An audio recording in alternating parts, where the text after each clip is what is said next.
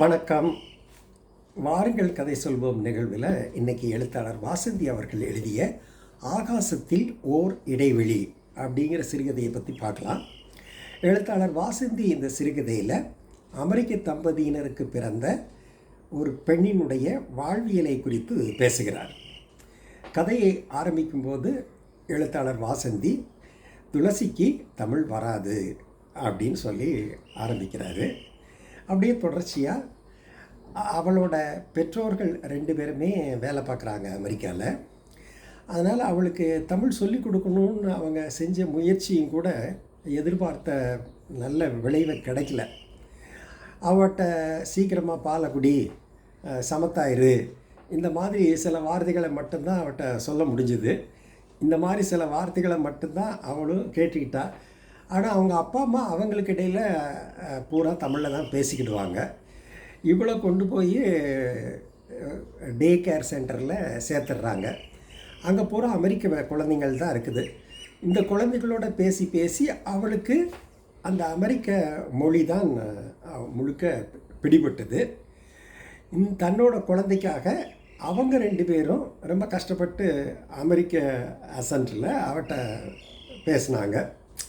அந்த 2 வயசுலேயே துளசிக்கு தான் வேற ஒரு இனம் அப்படிங்கிற ஒரு எண்ணம் வந்துருச்சு.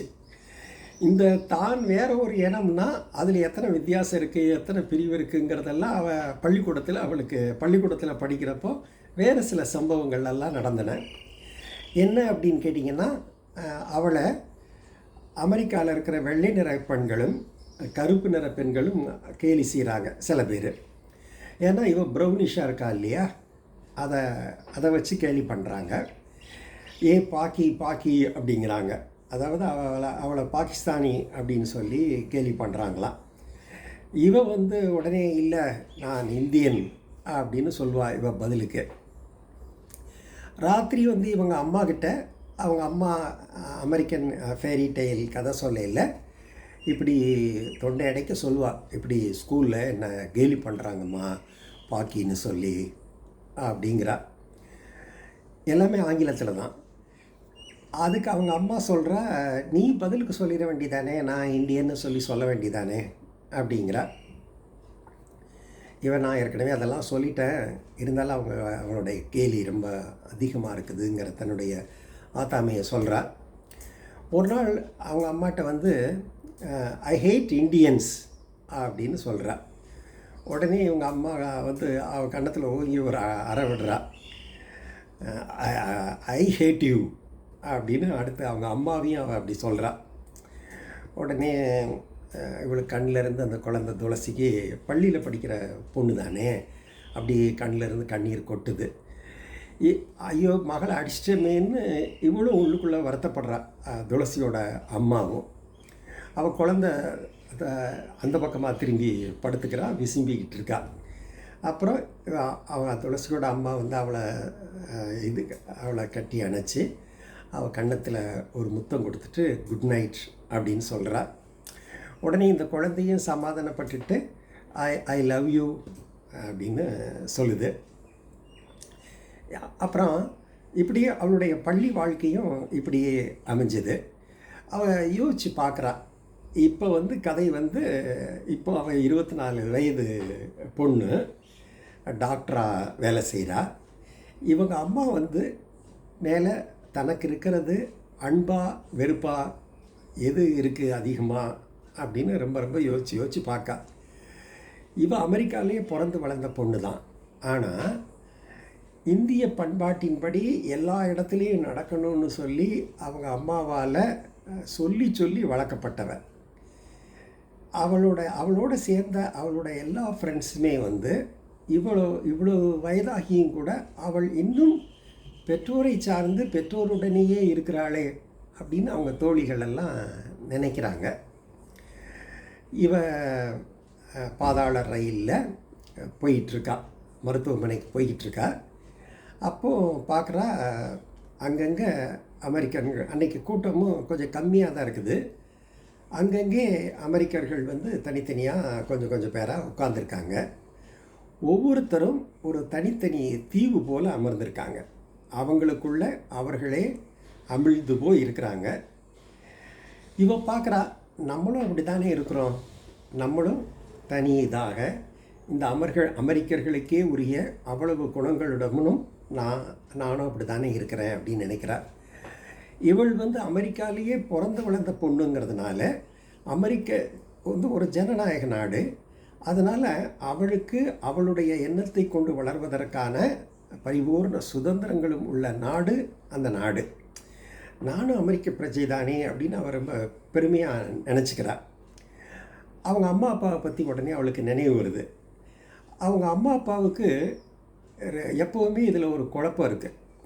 அங்கே இந்திய நாட்டினுடைய வேண்டாம் அப்படின்னு சொல்லி வேற அறுத்துட்டு இங்கே அமெரிக்காவில் குடியேறி இருக்காங்க. இங்கேயும் அவங்களால வேற ஒணி நிற்க முடியல. ஒரு பெரிய ஒரு பாரத்தை எப்போதுமே சுமந்துக்கிட்டு இருக்காங்க அப்படிங்கிறது இவளுக்கு புரியுது. அவங்க அம்மா அடிக்கடி சொல்லுவாள் என்ன அப்படின்னு கேட்டேன்னா, இந்தியாவுக்கு போகிறதுல விருப்பம் இல்லை, அங்கே போனோம்னா அங்கே உட்காராத, இங்கே உட்காராத, அங்கே பார்க்காத, இங்கே பார்க்காத அப்படின்னு ஏகப்பட்ட கட்டுப்பாடுகள் விதிப்பாங்க. அப்புறம் பார்த்தோன்னா அங்கே இருக்கிற ஊர் நகரம் எல்லாமே ஒரே சத்தமாக ரொம்ப சுத்தமே இல்லாமல் இருக்கும் அப்படின்னு சொல்லுவாள். ஆனால் இவ போன வருஷம் சென்னைக்கு போயிட்டு வந்திருப்பா துளசி. அங்கே அவங்க மாமா வீட்டு பொண்ணுங்க, அத்தை வீட்டு பொண்ணுங்க எல்லாரையும் பார்ப்பா. எல்லோரும் ரொம்ப அவங்களோட ரொம்ப மகிழ்ச்சியாக தான் பொழுத போக்குவா. எல்லோரும் ரொம்ப சந்தோஷமாக இருப்பாங்க. அவங்க மாமாவோட மகள் ஒரு டாக்டர், அவளோட கணவனும் ஒரு டாக்டர். அவங்க 2 பேரும் ரொம்ப ஜாலியாக இருக்கிறத பார்ப்பா. இவளுக்கே ரொம்ப மகிழ்ச்சியாக இருக்கும். இப்படி நகரத்தோட சத்தமும் அவளுக்கு ஒன்றும் ஒரு பெரிய பிரச்சனையாக இருந்தது கிடையாது.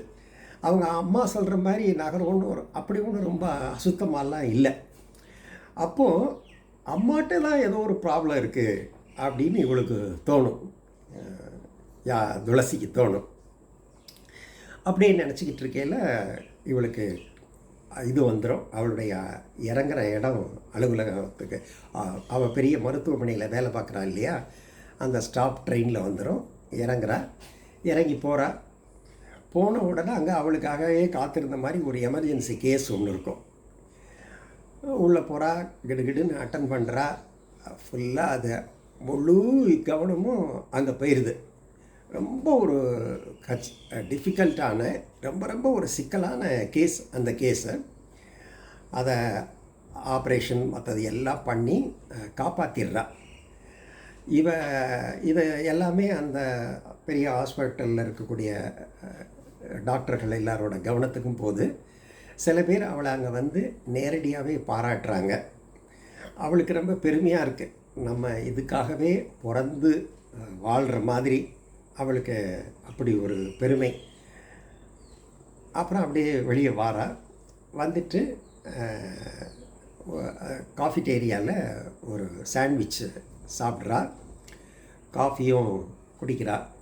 குடிச்சிட்டு யோசிச்சிட்ருக்கா, இந்த அமெரிக்க டாக்டர்கள் மற்றவங்க எல்லாருமே நம்மளை எந்த விதமான பிரிவினையும் இல்லாமல் அவளுக்கு சமமாக நடத்துகிறார்கள்.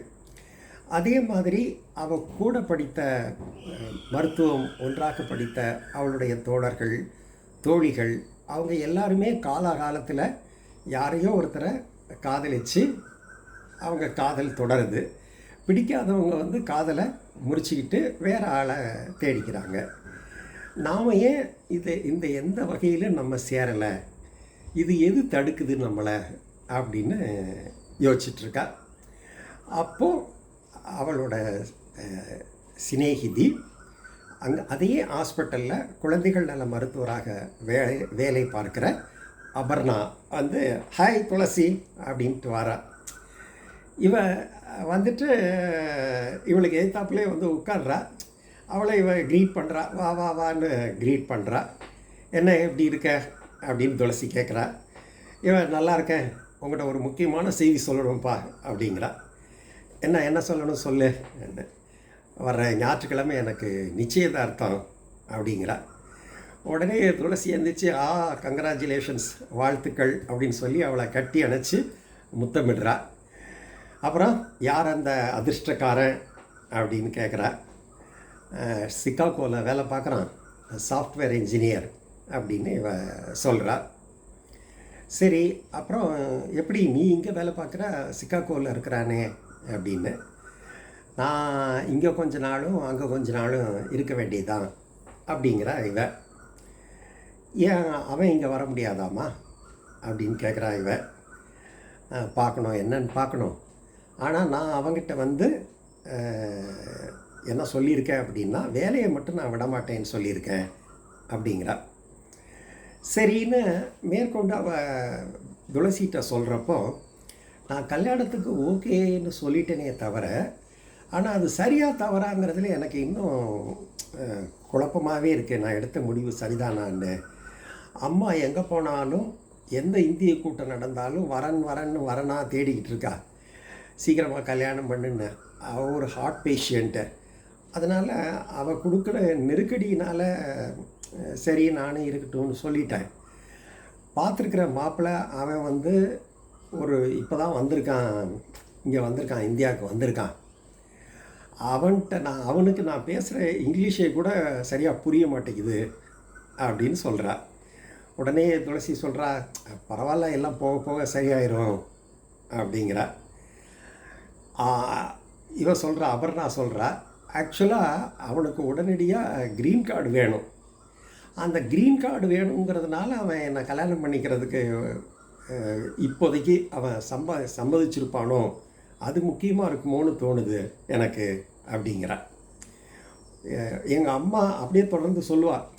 எங்கள் அம்மாவுக்கு என்னென்னா, அவன் வந்து எங்கள் தெலுங்குக்காரன், எங்கள் ஜாதிக்காரன், அவனும் இங்கே நல்ல சம்பளம் வாங்குகிறான், இந்திய குடும்பத்தை சேர்ந்தவங்கிறதுனால அவள் கல்யாணம் பண்ணி வச்சிடணுங்கிறதுல ரொம்ப பிரயாசப்படுறா. இதை விட்டால் வேறு எதுவும் நல்ல அலையன்ஸ் கிடைக்காதுன்னு நினச்சி. ஆனால் எனக்கு வந்து அவன் க்ரீன் கார்டு வாங்கணுங்கிறதுக்காகவே இது பண்ணுறானோங்கிறது உறுத்திக்கிட்டு இருக்கு அப்படிங்கிறான். உடனே துளசி வந்து, இது மாதிரி ரிஸ்க்கு எல்லா இதுலேயும் இருக்க தான் செய்யும், அதுக்கு என்ன பண்ணுறது அப்படிங்கிறா. உடனே நான் சொல்கிறா, எங்கள் அம்மாவுக்கு என்னென்னா, கல்யாணத்தை தள்ளி போட்டேன்னா நான் யாராவது ஒரு வெள்ளைக்காரனை கட்டிக்கிடுவோனோ அப்படின்னு நினைப்பு அப்படிங்கிறா. உடனே துளசி வந்து வாங்கிட்டு சிரிக்கிறார். இங்கே இருக்கக்கூடிய எல்லா இந்திய தாய்மார்களுக்கும் அப்படி தானே ஒரு நினைப்பு இருக்குது, என்ன பரவாயில்ல அப்படின்னு அவள் சொல்கிறா. சொல்லிவிட்டு அபர்ணா சொல்கிறா துளசிகிட்ட, உனக்கு பரவாயில்ல, நீ வந்து இந்தியாவிலேயே இங்கே இந்தியக்காரங்க பூர்வீகத்தை கொண்டவன், அமெரிக்காலேயே பிறந்து வளர்ந்த ஒருத்தனை உனக்கு பார்த்துட்ருக்காங்க, அதனால் அதில் ஒன்றும் பெரிய பிரச்சனை வராது. ஆனால் எனக்கு இந்தியாவில் பிறந்து வளர்ந்த ஒருத்தனை ஒரு அந்நியனை கட்டிக்கணும் அப்படின்னா ரொம்ப யோசனையாக தான் இருக்குது அப்படின்னு சொல்கிறா. அப்புறம் உனக்கு எப்போ கல்யாணம் நடக்க போகுது அப்படின்னு துளசிகிட்ட கேட்குறா. இவன் வந்து இன்னும் அதெல்லாம் ஒன்றும் முடிவாகலை அப்படின்னு சொல்கிறா. அப்படி பார்த்தா எனக்கு கல்யாணம் முதலே வந்துடும் போல் இருக்கே, எல்லாம் வேகமாக நடக்குது. எல்லாம் அப்பா அம்மா வந்து இந்தியாவுக்கு போனாங்க, அங்கே போய் புடவை வாங்கினாங்க, நகை வாங்கினாங்க, அடுத்த வாரம் நிச்சயதார்த்தம் வந்துருச்சு அப்படிங்கிறா. இவன் சரின்னு கேட்டுக்கிறா, சிரிச்சிட்டே கேட்டுக்கிறா துளசி. சரி, ஞாயிற்றுக்கிழமை நிச்சயதார்த்தம், நிச்சயமாக நீ வந்துடணும் அப்படிங்கிறா. வரேன் அப்படின்னு சொல்லி இவன் மகிழ்ச்சியாக தலையாட்டுறா. அவள் கிளம்பி போயிடுறா. இவன் தொடர்ந்து அவள் சொன்ன, உனக்கு என்ன பரவாயில்ல, அவன் அமெரிக்காலேயே பிறந்து வளர்ந்தவன் அப்படின்னு சொன்னதெல்லாம் அப்படியே யோசிச்சு பார்க்குறா. ஆக்சுவலாக இது எல்லாத்தையுமே வந்து அவங்க அம்மா தான் அவளுக்காக இது பண்ணி எல்லா காயையும் இவ தான் நகர்த்திக்கிட்டு இருப்பாள். அவங்க அம்மா தான். நரேன் வந்து ஒரு புகழ்பெற்ற டாக்டர், நல்லா அழகாக இருக்கிறான், அமெரிக்காலேயே வேலை பார்க்குறான். அதனால் நீ அவனை கல்யாணம் பண்ணிக்கோ, நம்ம இந்திய குடும்பத்தில் இருக்கிறவன், தமிழ் குடும்பம், நல்ல பக்தி உள்ள தெய்வ பக்தி உள்ள குடும்பம் அப்படின்லாம் சொல்கிறா. இவங்க அம்மா எந்தெந்த வழியிலெல்லாம் துளசியை அப்படியே மூளை செலவை பண்ண முடியுமோ அது பூரா பண்ணிக்கிட்டு இருப்பாள். அவங்க அப்பாவும் அதுக்கு சேர்ந்து ஒத்துக்கிட்டே இருப்பார். இவளும் சரின்னு யோசிச்சிட்டே இருப்பாள். அப்புறம் அவனுக்கு ஒரு மெயில் பண்ணுவாள். நாம் எங்கேயாவது சந்தித்து பேசலாம் அப்படின்னு சொல்லி மெயில் பண்ணுவாள். அவன் வந்து நான் ரொம்ப பிஸியாக இருக்கேன் அப்படின்மா. சொல்கிறேன் நான், அடுத்த வாரம் வச்சுக்கலாமா அப்படின்னு அதுக்கப்புறம் கேட்குறான். இவ யோசிச்சுட்டு சனிக்கிழமை அப்படின்னு ஒரு கேள்வி கேட்குறா. அதுக்கு அவள் கேட்டுக்கிட்டு இருக்கையிலே அவளோட வந்து ஒருத்தவன் அவளோட கூட வேலை பார்க்குற ஒரு டாக்டர் ஜான் கார்ட்டர் வந்து அவட்ட கேள்வி கேட்குறான். என்ன உங்களுக்கு எப்போ கல்யாணம் அப்படின்னு கேட்குறான். இவ நிமிர்ந்து பார்க்குறா. அந்த காஃபிடேரியாவில் தான் உட்காந்துருக்கா. அவள் நிமிர்ந்து பார்த்த உடனே அவன் சொல்கிறான், உங்கள் சிநேகிதி பத்திரிக்கை சொல்லிட்டு போகிறாங்க நிச்சயதார்த்தம்னு சொல்லி. அதான் கேட்டேன், எப்படி தான் நீங்கள் வந்து இது வரைக்கும் பழகாத ஒரு இந்திய ஆண்மகனோட எப்படி நீங்கள் கல்யாணம் பண்ணிக்கிறீங்க அப்படின்னு கேட்குறான் அவன். உடனே துளசி பதில் சொல்கிறா, சிரிச்சிட்டே சொல்கிறா, என்னோட அம்மாவும் அபர்ணாவோட அம்மாவும் எல்லாருமே அப்படி தான் பண்ணிக்கிட்டாங்க, கல்யாணம் பண்ணிக்கிட்டாங்க அப்படிங்கிறான். உடனே அவனுக்கும் ஒரே சிரிப்பாக தான் இருக்குது. சரி, ஓகே அப்படின்னு அந்த இடத்த விட்டு போகிறதுக்கு ஒரு 2 ஸ்டெப் வைக்கிறான். அப்புறம் திரும்பி அவட்ட கேட்குறான், வர சனிக்கிழமை கிங்லியர் ட்ராமான் இருக்குது, நீ வரியா போகலாமா 2 பேரும்? என்கிட்ட 2 டிக்கெட் இருக்குது, நீயும் வரதுன்னா போகலாம், அப்படி அங்கே எங்கேயாவது டின்னர் சாப்பிட்டுட்டு உன்னை நான் வீட்டில் விட்டுடுறேன் அப்படின்னு சொல்கிறான் அவன். இவன் வந்து சிரிச்சுக்கிட்டே இல்லை எனக்கு வேறு ஒரு வேலை இருக்குது அப்படிங்கிறா. இவனுக்கு நம்பிக்கை இல்லை அதில். அவன் சரி அப்படின்னு சொல்லிட்டு ஓகே அப்படின்னு தோளை குலுக்கிட்டு சொல்லிவிட்டு அவன் கிளம்பி போகிறான். ஆக்சுவலாக அதுக்கு 2 காரணம். ஒரு காரணம், அவன் எந்த வெள்ளைக்காரனோடையும் தனியாக போய் எங்கேயும் இது பண்ணுறத வந்து அவங்க அம்மா சின்ன வயசுலேருந்து தடுத்து வச்சுருக்கா. ஏன்னா பள்ளிக்கூடத்தில் இவ அந்த மாதிரி ஒருத்தனோட ஒரு என்டர்டெயின்மெண்ட்டுக்காக வெளியே போயிட்டு வரையில் அவங்க அம்மா வந்து குடும்பத்தோட மானத்தையே நீ பாழாக்கிடுவ போல் இருக்க, இப்படி இருந்தால் உன்னை இந்தியாவுக்கு தான் பார்சல் பண்ணி அனுப்பணும், அப்புறம் நான் தூக்கில் தான் தொங்கணும் நீ இந்த மாதிரி நடந்துக்கிட்டீன்னா அப்படின்னு சொல்லி திட்டினதோட மட்டும் இல்லை, அவளுக்கு தொடையில் ஒரு சூடு வேற போட்டு விட்டுருவா. அதனால் அவளுக்கு ஒரு மாறாத ஒரு அழுத்தம் வந்துடும். யாரோடையும் தனியாக போகவே கூடாதுங்கிற இது வந்து ரொம்ப அழுத்தமாக மனசில் பதிஞ்சு போயிடும். அது ஒரு காரணம். இன்னொரு காரணம், சனிக்கிழமை உண்மையிலேயே அவளை பெண் பார்த்து பேசுகிறதுக்காக, அவளை சந்திக்கிறதுக்காக அவன் நரேன் வரான்.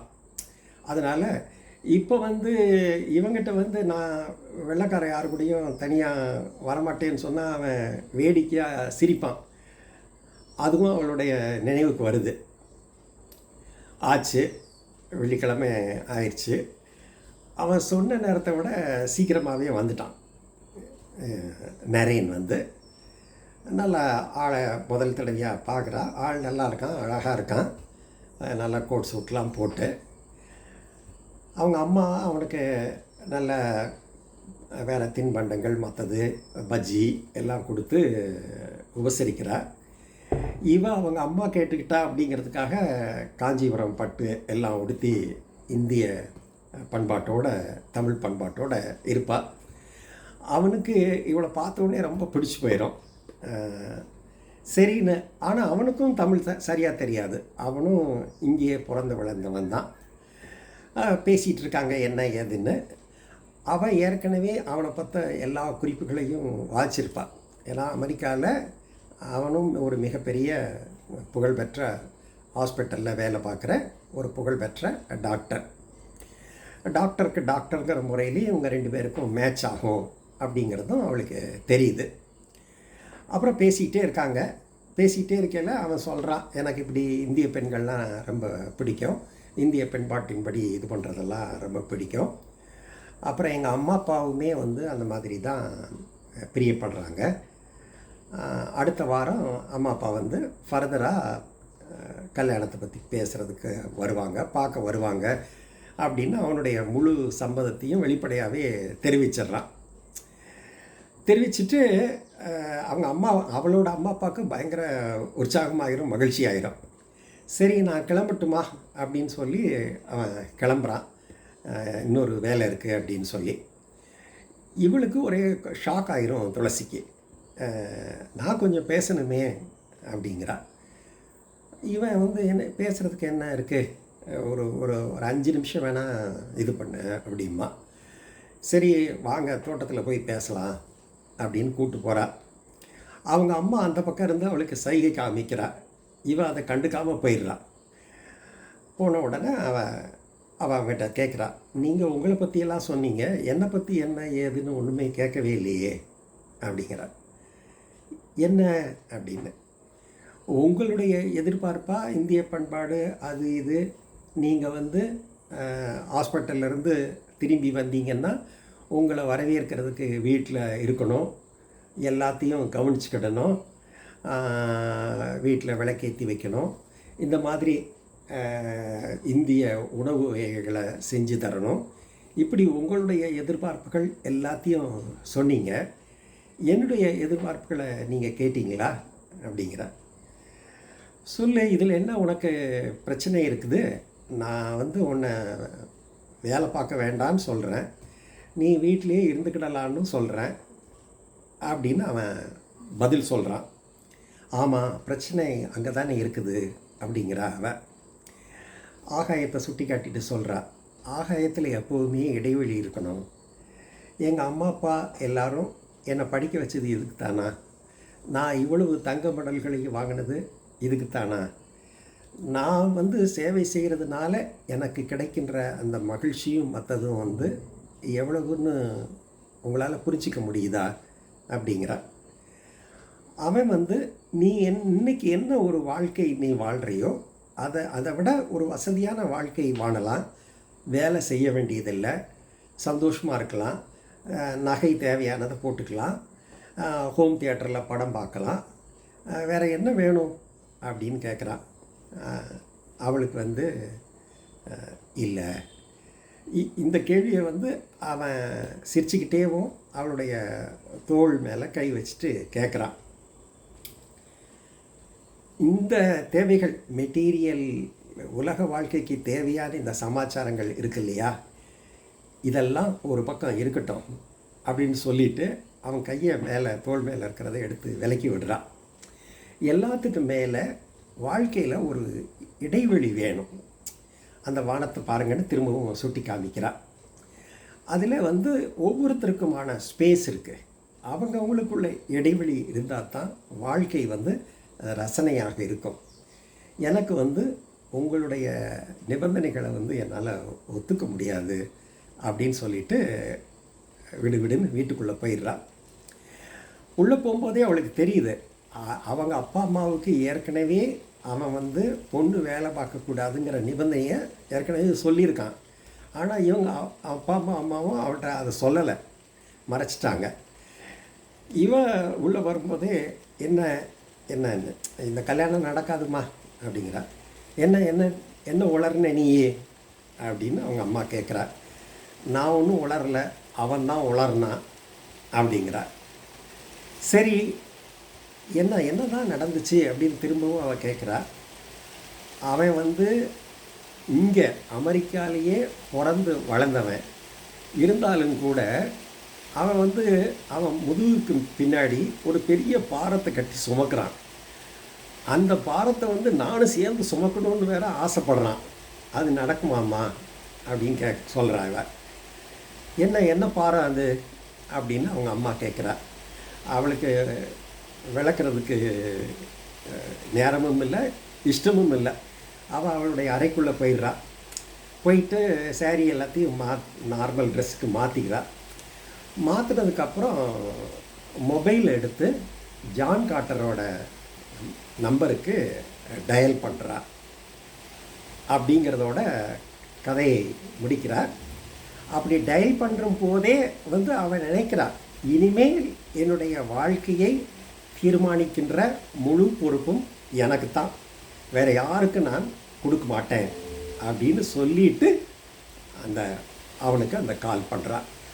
இந்த அளவில் அந்த கதை நிறைவாக முடிவடைகிறது.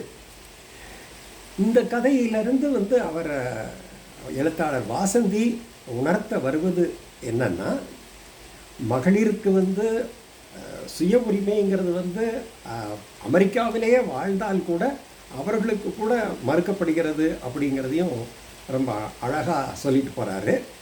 அதே மாதிரி கதையினுடைய முடிவும் பெண்கள் எந்த விதமாக நடக்க வேண்டும் அப்படிங்கிறத சொல்லுகிற விதத்துலேயும் அவர் இந்த கதையை ரொம்ப சிறப்பாக முடிச்சிருக்கிறாரு.